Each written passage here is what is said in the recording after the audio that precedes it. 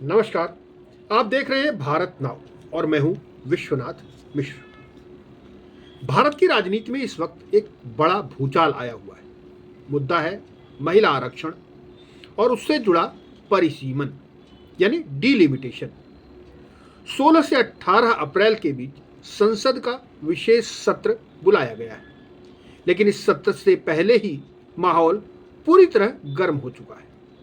सवाल यह है, क्या सरकार महिलाओं को उनका हक दे रही है या फिर आरक्षण की आड़ में देश के संघीय ढांचे के साथ कोई बड़ा खेल करना चाहती है?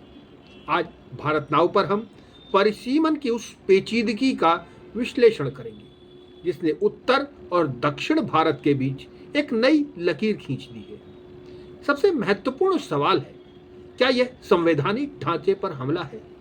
कांग्रेस ने इस बिल को मिस्चीवियस और डेवियस बताया है। केसी वेणुगोपाल का कहना है कि सरकार महिला आरक्षण का इस्तेमाल करके परिसीमन को देश पर बुलडोज कर रही है। वहीं पर दक्षिण का डर दिखाकर एक नई समस्या की बात की है कि लोकसभा की सीटें 543 से बढ़ाकर 816 करने की चर्चा है।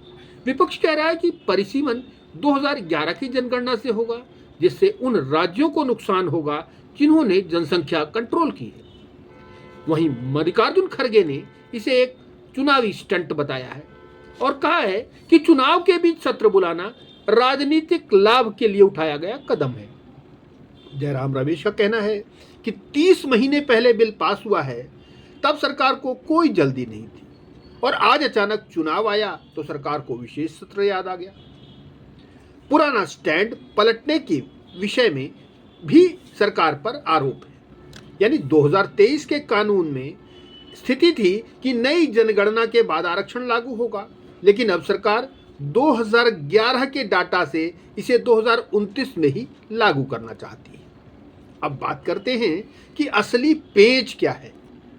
डीएमके सांसद कनिमोझी ने इसे सिर पर लटकती तलवार कह दिया है। इसका गणित समझिए। भारत में सीटों का निर्धारण आबादी के हिसाब से होता है।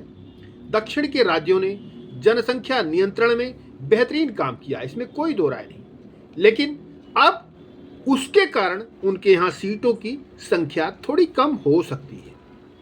अगर उत्तर भारत, यूपी, बिहार की सीटें जनसंख्या के आधार पर थोड़ा ज्यादा बढ़ गईं तो संसद में दक्षिण की आवाज कमजोर होगी। विपक्ष की मांग है कि महिला आरक्षण को परिसीमन से अलग कर दिया जाए ताकि किसी भी राज्य के साथ अन्याय न हो। वहीं दूसरी तरफ सरकार अब इस मुद्दे पर पीछे हटने को तैयार नहीं है। प्रधानमंत्री नरेंद्र मोदी ने इस मुद्दे को देश का मुद्दा कहा है और सभी दलों से समर्थन मांगा है। सरकार ने एक महत्वपूर्ण बात कही है कि इससे सीटें घटेंगी नहीं। सरकार ने कहा कि सीटें किसी की कम नहीं होंगी, बल्कि कुल सीटें बढ़ जाने से हर वर्ग का प्रतिनिधित्व बढ़ेगा। इसमें जल्दबाजी इसलिए जरूरी है क्योंकि अगर अभी कदम नहीं उठाए गए तो 2029 से आरक्षण लागू करना नामुमकिन हो जाएगा। सरकार के ये तथ्य भी बड़े महत्वपूर्ण हैं। यानी कह सकते हैं कि असली लड़ाई महिला आरक्षण की नहीं है, बल्कि कैसे और कब पर है। कोई भी पार्टी खुलकर विरोध नहीं कर सकती क्योंकि महिला वोटर नाराज हो जाएंगे। इसलिए यह पूरी जंग क्रेडिट लेने और भविष्य के चुनावी नक्शे को अपने हिसाब से सेट करने की है। भारतीय जनता पार्टी 2029 का मास्टर स्ट्रोक खेलना चाहती है। वहीं विपक्ष को डर है कि इसके बहाने उत्तर भारत का दबदबा बढ़ जाएगा और बीजेपी की सामर्थ्य बढ़ेगी। यानी 16 अप्रैल से संसद में हंगामा तय है।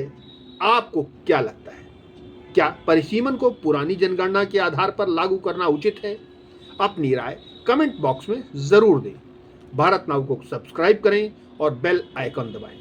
मैं विश्वनाथ मिश्र, भारत नाउ के लिए। धन्यवाद।